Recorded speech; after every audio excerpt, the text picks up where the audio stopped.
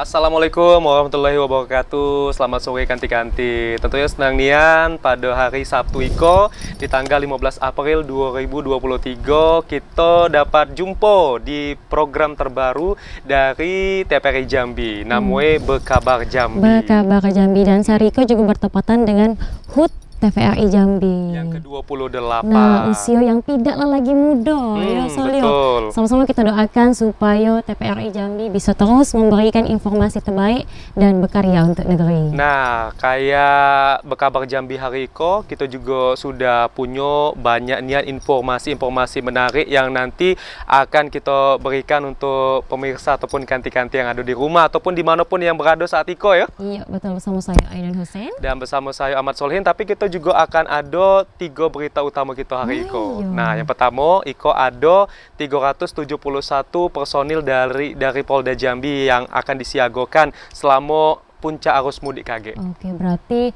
mudik kali kok aman. Yo, betul. Ya, begitu juga dengan Bandara Sultan Taha Jambi, kini muka posko monitoring mudik. Nah, ada pula berita kan bentar lagi lebaran yo, pasti nyari daging. Betul. Nah, Iko juga stok daging di Tanjung Jabung Barat aman dan juga cukup. Oke, Kita jadi simak berita selengkapnya di Berkabar Jambi hari ini.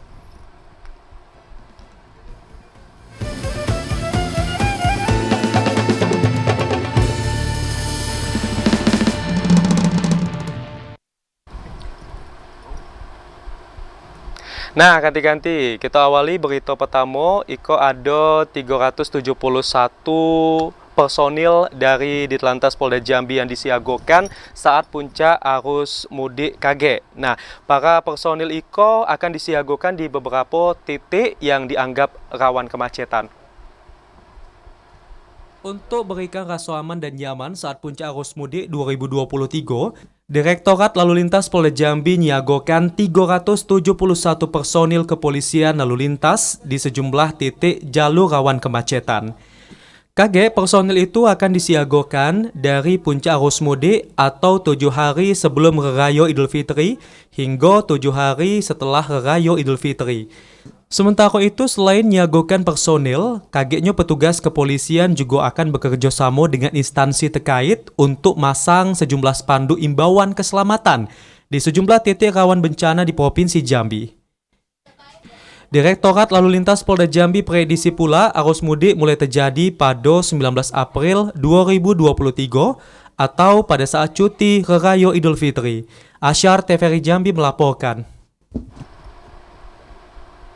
Baik, ganti-ganti kita beralih lagi ke informasi yang kedua, diantaranya yaitu Ditlantas Polda Jambi klaim persiapan jalan nasional untuk mudik nyampe 75%. Sebagian jalan yang rusak dan berlubang kinilah dieloi dan siap dilintasi para pemudik. Bermacam persiapan telah dilakukan pemerintah untuk lancari arus mudik Idul Fitri pada tahun Iko. Di antara dengan mempersiapkan jalan nasional. Saat Iko kondisi jalan nasional di Jambi layak ditempuh. Direktur Lalu Lintas Polda Jambi Kombes Pol Dapi mengklaim kondisi jalan nasional layak 75%. Kepastian itu didapat berdasarkan survei dan pemantauan yang dilakukan pihaknya. Kerusakan jalan imbas dari aktivitas angkutan batubara telah dibaiki oleh Balai Pelaksana Jalan Nasional. Ditlantas memastikan jalan nasional di Jambi telah layak dilintasi dan bebas banjir, meski Jambi masih masuk musim penghujan. Jalan rusak sekarang sudah perbaikan dari BPJN sama dari Dinas PU, walaupun belum 100% ya, 75%. 25% itu di wilayah Jambi ini, Provinsi Jambi masih jalannya berlubang dan juga masih ada yang bergelombang. Kalau musim hujan sekarang memang ya di Jambi sekarang ini cuaca tidak menentu ya, kadang panas, kadang hujan, tapi memang potensi hujan lebih besar ya. Yang jelas kalau di saat ini kalau untuk daerah yang banjir ya, kalau untuk di jalan nasional bisa dibilang sekarang tinggal mungkin nihil ya, kecuali memang ada sumbatan-sumbatan di saluran airnya ya, tapi kalau misalnya itu tidak ada masalah. Meski 75% jalan nasional layak untuk mudik, namun para pemudik diminta untuk berhati-hati saat melakukan perjalanan karena masih banyak badan jalan yang bergelombang dan berlubang. Ari Haryono, TVRI Jambi melaporkan. Nah, kalau tadi kan untuk jalur darat. Nah, Iko ada berita pula untuk jalur udara di mana guna untuk memastikan kelancaran dan juga untuk mempermudah masyarakat saat arus mudik KG, pihak Bandara Sultan Taha Jambi bersama tim gabungan juga sudah buka posko monitoring angkutan udara mudik Idul Fitri kali Iko. Bandara Sultan Taha Jambi membuat posko monitoring angkutan udara arus mudik Idul Fitri tahun 2023. Posko Iko didirikan guna memastikan pelayanan dan kenyamanan masyarakat yang mudik aman dan nyaman. Posko Iko beroperasi pada tanggal 12 April sampai dengan 3 Mei 2023 atau 3 hari setelah Raya Idul Fitri. Manager of Airport Operation and Service Ferry Rizky Permana mengatakan kagetnya posko Iko dapat dimanfaatkan masyarakat untuk akses semua informasi terkait penerbangan di bandara. Kagetnya setiap harinya akan ada petugas gabungan yang disiagakan guna melayani masyarakat. Beberapa di antaranya merupakan petugas kesehatan, BMKG, dan petugas bandara.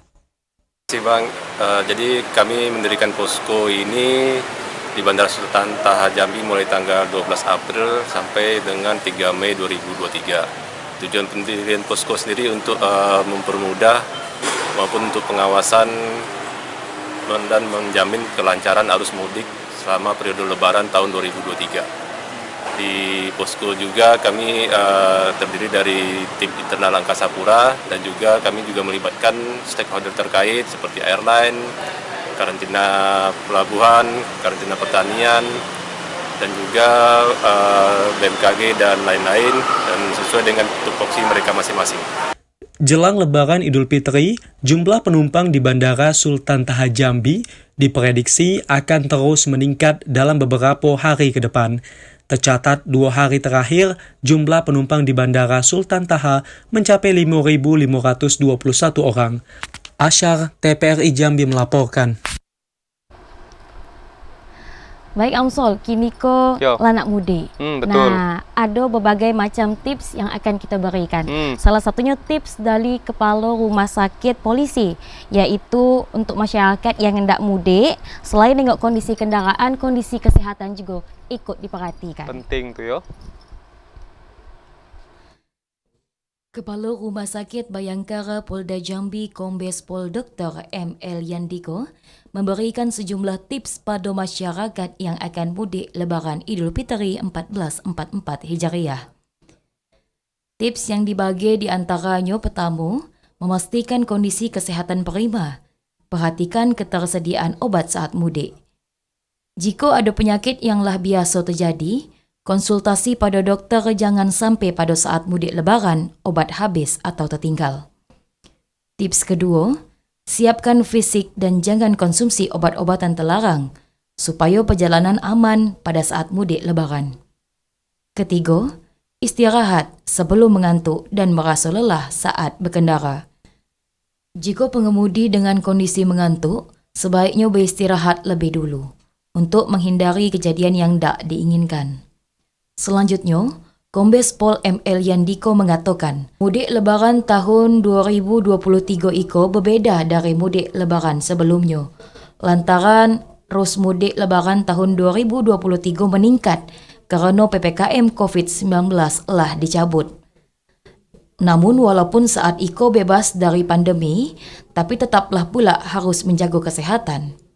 Seperti selalu mencuci tangan dan tetap menggunakan masker saat mudik. Sejumlah tips iko diharapkan dapat memberi kenyamanan dan keamanan masyarakat selama perjalanan mudik Lebaran. Asyar, TVRI Jambi melaporkan. Nah, dah hanya mudik yo, tapi juga biasanya dekat-dekat Lebaran kok ada sih kok lagi, namanya THR. Ya benarlah tuh. Nah, Iko ada serikat buruh di Provinsi Jambi yang juga ikut ngawasi perusahaan untuk bayar THR untuk karyawannya. Pengawasan Iko dilakukan untuk antisipasi adanya penundaan atau pembayaran THR yang tidak sesuai dengan regulasi. Konfederasi Serikat Buruh Seluruh Indonesia KSBSI Provinsi Jambi akan lakukan pengawasan terhadap perusahaan terkait pembayaran THR karyawan. Pengawasan itu dilakukan para buruh agar mendapatkan haknya sebelum Lebaran Idul Fitri mendatang. Deputi Advokasi KSBSI Provinsi Jambi Hendra Ambarita mengatakan, pihaknya akan bekerja sama dengan Dinas Ketenagakerjaan dan Transmigrasi Provinsi Jambi untuk melakukan pengawasan. Sehingga tak ada lagi penundaan dan pembayaran THR yang tak sesuai dengan regulasi yang dikeluarkan oleh pemerintah. Pembayaran THR IKO juga diatur dalam Permenaker nomor 16 dan peraturan pemerintah tentang pengupahan.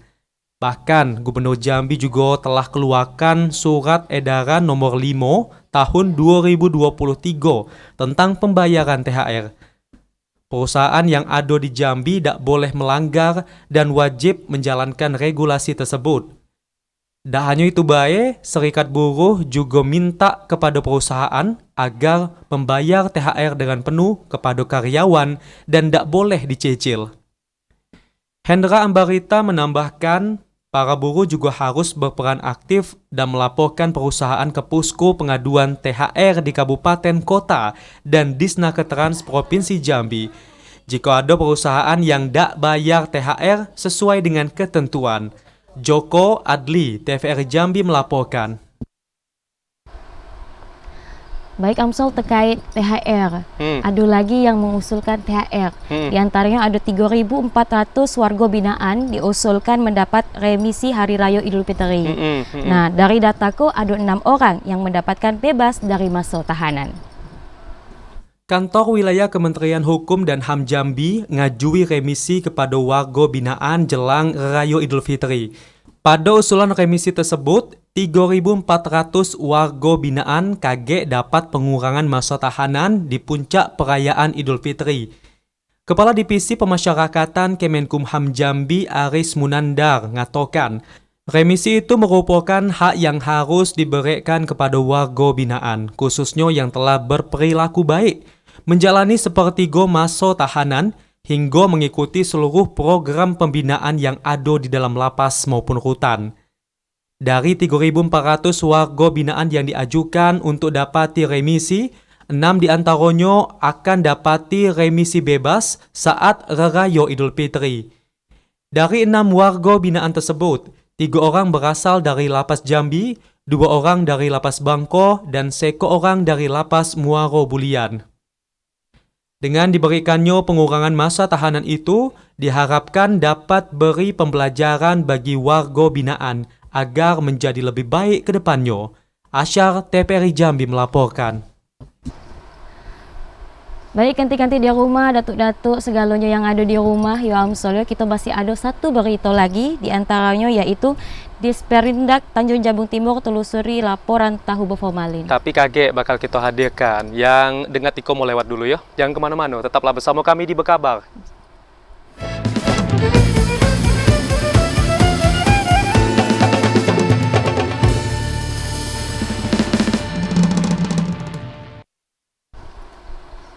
Terima kasih Kanti-Kanti, masih bersama kami di Bekabar Jambi. Kita masih banyak informasi menarik, Nun ya. Nah, kali Iko ada berita terkait dengan peredaran tahu berformalin yang diklaim marak beredar di Kabupaten Tanjung Jabung Timur jelang Lebaran kaget. Nah, terkait hal itu, pihak Disperindak pun langsung melakukan pengambilan uji sampel.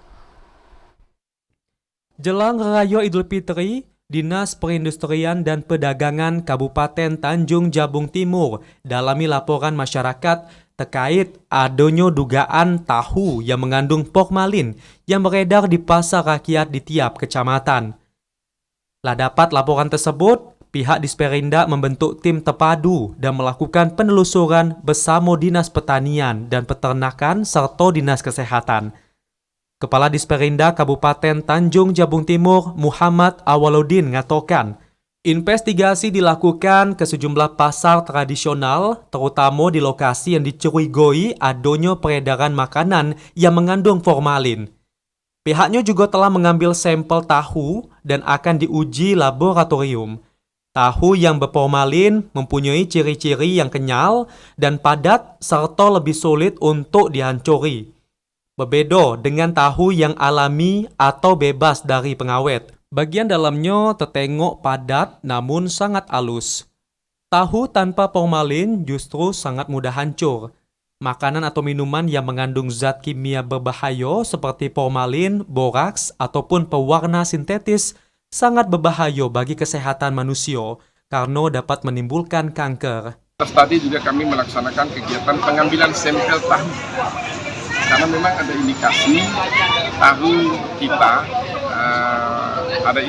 tahu kita tuh ada yang menggunakan zat yang tidak semestinya seperti formalin. Ya, mudah-mudahan dari hasil uji lab nantinya indikasi itu tidak ada. Kalaupun ada, ya segera kami tidak lanjut. Dalam artian ada penanganan apabila ada. Kita kan belum bisa memastikan nih apakah tahu yang diindikasikan itu memang dibuat di Jabung Timur, tapi kami kan menggunakan data. Pihak Disperindak Kabupaten Tanjung Jabung Timur akan lakukan pengawasan agar masyarakat terhindar dari makanan yang mengandung zat berbahaya. Pedagang yang kedapatan menjual produk makanan yang mengandung zat berbahaya akan diberikan sanksi berupa teguran. Jika 2-3 kali masih kedapatan, akan diproses karena sudah melanggar Undang-Undang Perlindungan Konsumen. Klipa Patria, TPRI Jambi melaporkan. Nah, Amsol, kalulah tadi kita bahas tahu, kini kita ada berita tentang daging. Yaitu pemerintah dari Tanjung Jabung Barat memastikan stok daging sapi dan ayam mencukupi untuk kebutuhan menjelang Hari Raya tahun ini. Kabid Peternakan Dinas Perkebunan dan Peternakan Kabupaten Tanjab Barat, Rimon Haryanjana mengatakan, kebutuhan daging untuk masyarakat menjelang Hari Raya Idul Fitri 1444 Hijriah aman dan mencukupi. Selain ternak yang ada di petani, juga pasokan dari luar daerah berjalan lancar. Selain daging segar, daging beku juga tersedia di gerai toko daging Indonesia. Guna memenuhi kebutuhan konsumsi masyarakat, untuk harga daging sapi segar saat iko di pasaran dijual Rp150.000 per kilogram. Namun, diprediksi harga daging segar akan naik terus, berkisar Rp160.000 per kilogram jelang Hari Raya Idul Fitri. Sementara, persediaan stok daging segar yang ada saat iko berkisar 4.610 kilogram. Sedangkan untuk kebutuhan hanya 3.562 kg. Daging beku persediaan mencapai 800 kg, sedangkan kebutuhan 500 kg. Begitu juga daging ayam potong. Persediaan yang ada 195.000 kg. Diperkirakan kebutuhan hanya 171.000 kg. Di Kabupaten Tanjung Jabung Timur, semua sapi ternak yang masuk harus sesuai standar kesehatan, sehingga benar-benar aman untuk konsumsi masyarakat. Sedangkan untuk mengecek kesehatan ternak, pihak Dinas Perkebunan dan Peternakan telah membentuk tim guna memantau keberadaan hewan ternak yang masuk ke Tanjab Barat. Didi Haryadi, TVRI Jambi, melaporkan. Nah, kalau tadi daging, Iko masih dari Tanjab Tim, rego cabai lagi turun saat Iko ya. Cuma Rp25.000 masih dari Tanjung Jabung Timur. Nah, harga cabai ko turun gegara pasokannya melimpah.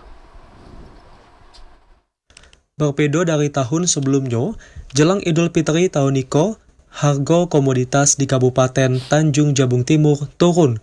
Para pedagang di Pasar Rakyat Muaro Sabak Barat mulai minggu terakhir bulan Ramadan Iko serempak jual cabai merah dengan harga rata-rata Rp25.000 sekiloe. Harga itu turun cukup jauh jika dibandingkan harga sebelumnya yang capai Rp32.000 sekiloe. Selain cabai merah, penurunan harga juga terjadi pada komoditas cabai rawit.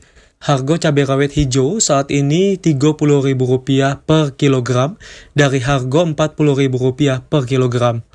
Turunnya harga cabai itu salah satunya disebabkan tingkat produksi dan pasokan dari sejumlah daerah sentra yang cukup melimpah. biasalah, cuman kita jualnya susah. Ya, Malah jualan susah ya? karena kan orang itu kalau beli sekilo sudah bisa cukup 2 minggu aja. Oh gitu. Itu kendalanya, Bang. Gitu pula dak. Itu semakin banyak gitu itu semakin susah juga jual ya. Kalau banyak susah, kalau mahal beli semakin kan enak. Berbeda dengan cabai, komoditas lainnya kayak bawang merah dan bawang putih dijual dengan harga normal. Bawang merah berada di angka Rp22.000 sekiloe dan bawang putih Rp27.000 sekiloe. Cliff Patria, TPRI Jambi melaporkan.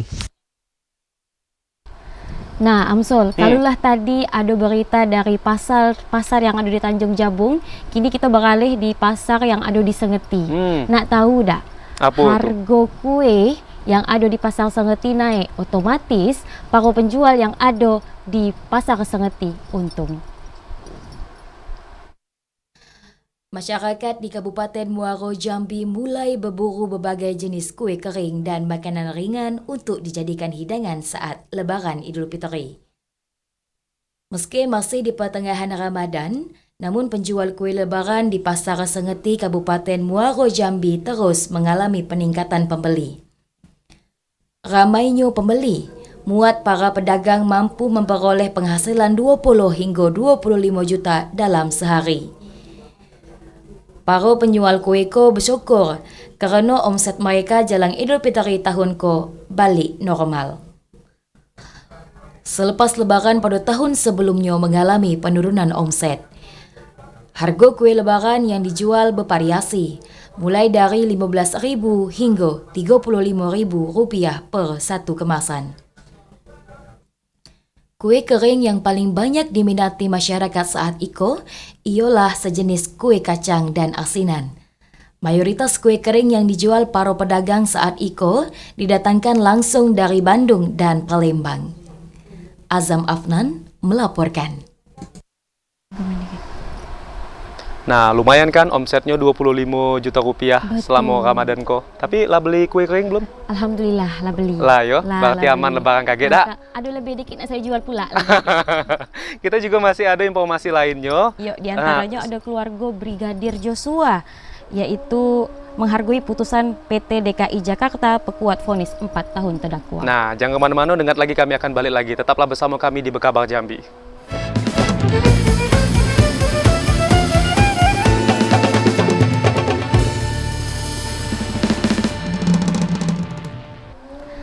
Baik, ganti-ganti, terima kasih masih bersama kami di Bekabar Jambi. Amsol, kita balik pula ke kabar selanjutnya, yaitu Ditlantas Polda Jambi kemarin hentikan aktivitas angkutan batubara. Kebijakan itu menyusul banyaknya ditemukan pelanggaran yang ditemukan oknum sopir angkutan batubara. Operasional angkutan batubara dihentikan pula oleh Ditlantas Polda Jambi. Kebijakan itu berlaku mulai Minggu 9 April kemarin, meski aktivitasnya baru kembali dibuka pada Rabu 5 April lalu. Menurut Dirlantas Polda Jambi Kombes Pol Davi, penghentian itu dilatar belakangi banyaknya pelanggaran yang dilakukan oknum sopir angkutan batubara. Terhitung, hanya dalam kurun waktu 1 hari, polisi nemui 20 pelanggaran. Pelanggaran itu muatan yang melebihi kapasitas hingga aktivitas di luar jadwal operasional. Pelanggaran itu pula memicu kemacetan dan ganggu kelancaran berlalu lintas khususnya di jalan nasional. Belum diketahui hingga kapan penghentian operasional angkutan batubara dilakukan. Kombes Pol Davi menegaskan sanksi tilang akan diberikan pula bagi para sopir yang melanggar aturan. Ari Haryono, TVRI Jambi melaporkan.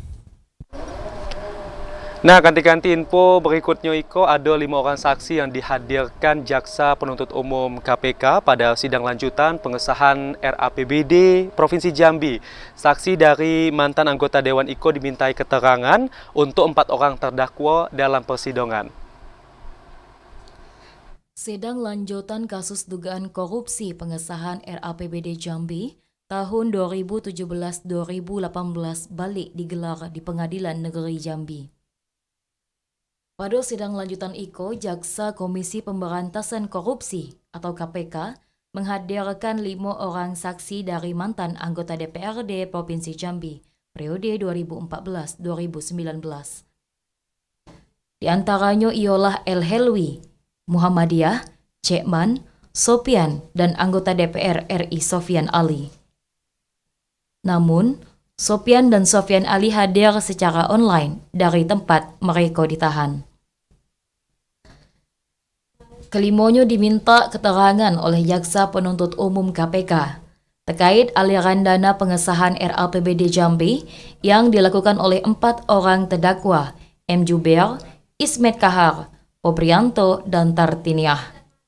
Sebelumnya, pada sidang untuk 4 orang terdakwa M. Juber, Pobrianto, Tartiniah, dan Ismet Kahar, didakwa JPU telah melakukan atau turut serta melakukan beberapa perbuatan yang ada hubungannya sedemikian rupa, sehingga dipandang sebagai perbuatan berlanjut, menerima hadiah atau janji. Padahal, menurut JPU diduga hadiah atau janji tersebut diberikan untuk menggerakkan agar melakukan atau tidak melakukan sesuatu dalam jabatannya. Menurut jaksa, perbuatan para terdakwa diancam pidana sebagaimana diatur dalam Pasal 11 Junto, Pasal 18 Undang-Undang RI Nomor 31 Tahun 1999 tentang pemberantasan tindak pidana korupsi sebagaimana lah diubah dengan Undang-Undang RI Nomor 20 Tahun 2001 tentang perubahan atas Undang-Undang Nomor 31 Tahun 99 tentang pemberantasan tindak pidana korupsi Junto, Pasal 55 Ayat 1 ke 1 KUH Pidana Junto, Pasal 6 Ayat 1 KUH Pidana. Ashar, TVRI Jambi melaporkan. Nah, ganti-ganti tidak terasa pula kita sudah berada di penghujung acara. Pada acara Berkabar Jambi Kaliko, kami ucapkan terima kasih ganti-ganti sudah menyaksikan kami. Dan kami juga mengucapkan selamat ulang tahun untuk TVRI Jambi yang ke-28 tahun. Betul, semoga selalu berkarya untuk negeri ya. Betul. Nah, akhirnya saya Ahmad Solihin. Dan saya Aidil Hussein pamit undur diri. Wassalamualaikum warahmatullahi wabarakatuh dan sampai jumpa.